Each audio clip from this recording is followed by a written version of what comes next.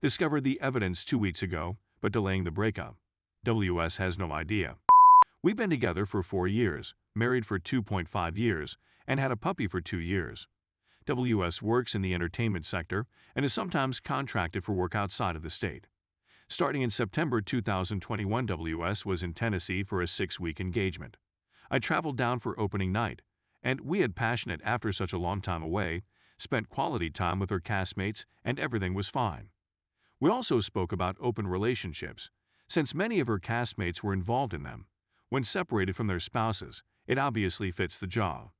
We were both promiscuous individuals with large body counts before the meeting, and we both believe that opening up while separated is something we should think about in the future. We both affirmed that, despite the debate, we would remain closed until further notice. When WS returned home after the event in the middle of October, she seemed distant and chilly, refused in tenderness. I stooped on her phone and learned everything. While in Tennessee, her castmate Kay, who was also in a relationship, had been conducting some light back-and-forth flirting. Nothing significant, no nudes, just drunk texting. We never looked through each other's phones, so I'm guessing she didn't see the need in deleting anything.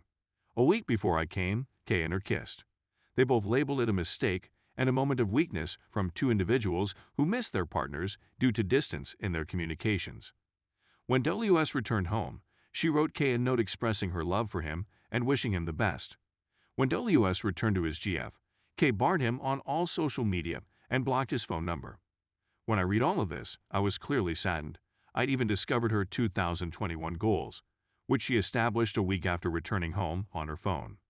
She makes a list of her ambitions in order to make them a reality. Here's the rundown. Schedule a series regular. Morning and evening meditation. Weigh 125 pounds. Kay has broken up with his girlfriend. He regrets how he handled our predicament.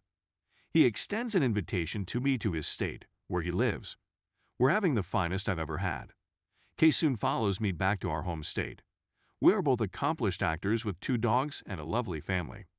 This romantic tale makes no mention of what happens to me. She has obviously fallen in love with him. I instantly organized my affairs. Where I would live, what I would do with the dog, whether to terminate the lease or sell our belongings. We had some joint debt to pay off, and I intended to do it before we split up in case she refused to pay. Remember how I said she seemed chilly and distant when she got home after the show? I planned a breakup chat, saying that his conduct was the reason I was on the verge of splitting up with him. No revealing that I was aware of her love for Kay, she cried into my chest, sobbing at the fear of losing me. She loves me more than anything else. How she will go to any length to make things work. I was curious whether she'd changed her mind, and this breakup chat acted as a wake-up call. She's still showering me with attention and love 2 weeks later, exactly as she did before she went for Tennessee, having fun at friends' Halloween parties and so on. I preserve the secrets while seeming to be the ideal spouse. I checked her phone last night, and her search history is full of methods to view IG stories / FB profiles of individuals who have banned you, as well as general Google searches for Kay in search of additional ways to peek into his life. These searches were carried out on the night we were cuddling on the sofa watching Succession, 2 weeks after the big breakup chat. She also began questioning me about my future goals and my thoughts on children, among other things. We both agree that it will be in the far future, but not anytime soon. I wore the mask. She's asking me what I want for my next birthday, and my parents are visiting from Europe, and she wants us to finally meet while they're here. She'll be the lady I fell in love with when she gets home from work today. Affectionate, passionate, and tender. I've gone through the whole emotional gamut in the 2 weeks since D-Day. Anger, overwhelming sorrow, betrayal, self-doubt, inability to eat or sleep. Then I awoke today with total indifference. I was no longer enraged.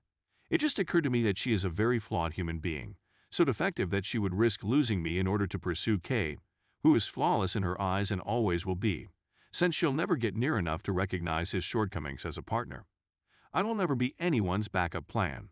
I am much too clever, both intellectually and emotionally, far too attractive, in terrific shape, funny and engaging, and a decent earner with wonderful friends and family. I honestly pity her since she is about to lose me. To be honest, I'm not sure what I'm waiting for. Is it possible that I'm just waiting for her to grow out of her fascination with Kay? There are moments when we're sitting on the sofa, our dog cuddled on our laps, watching TV, and I thought to myself, I'm not going to let this selfish steal me of these evenings. I'm not addressing her until our obligations are paid off, but I'm thinking of putting her in a box in my thoughts and using her as a means to an end. I still like this honest, imperfect lady. I can have her for stability, our open relationship while we're apart, and sleeping with other people when we're apart. Keep the dog in my life as well. I can also move in with my closest friend on the spur of the moment and go no contact, be single again, but have to say goodbye to them both for good. The dog is solely in her name. I feel that if I approach her, we'll have to call it quits. Throughout our 4-year relationship, I've warned her that if the subject of adultery came up, I'd simply dump her and she'd be dead to me. Otherwise, I'm simply facilitating it. Who knows where she BFK hadn't stopped her and instead supported her? Is she even still with me?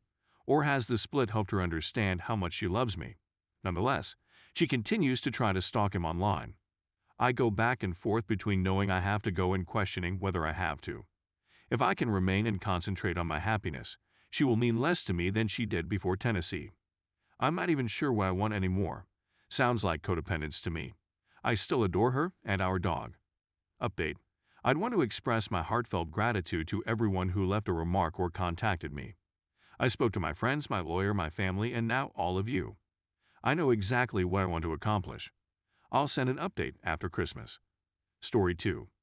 My boyfriend is so unhealthy and he's in denial, and I'm so scared for him.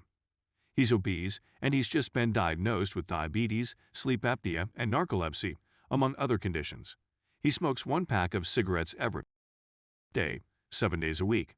He has a horrible smoker's cough, yet he is deafeningly deaf. He takes his insulin as prescribed, but it does not seem to affect him if he forgets to take a dose. It seems he is unaware that he is consuming excessive amounts of sugary foods, as well as soda and juice, as well as fast food, and that this is a concern.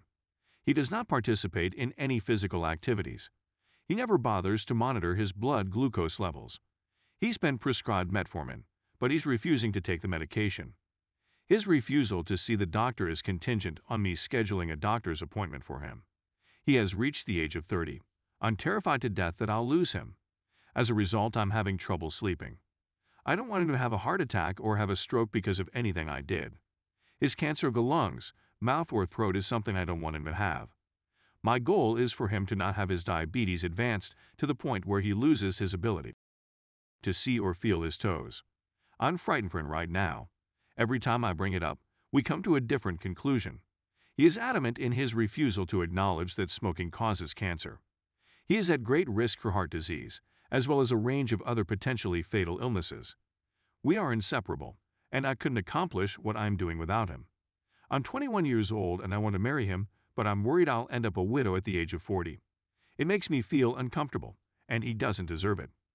This man does not deserve to be burdened with all of his aches and pains. I don't think he deserves to be robbed of a good night's rest. He doesn't deserve to be fatigued all of the time, and neither do you. He doesn't deserve to be coughing and choking all of the time either. The pain in my heart is unbearable for him. That he is an emotional eater, that he is in pain, that he is afraid, and that he is in denial about how serious his health situation is, are all things I know about him. That he will not listen to me, his family, or his doctors breaks my heart and fills me with wrath. It is all I want for him is for him to be happy and well for the rest of his life in my company. I'm depressed, afraid, and outraged at the same time.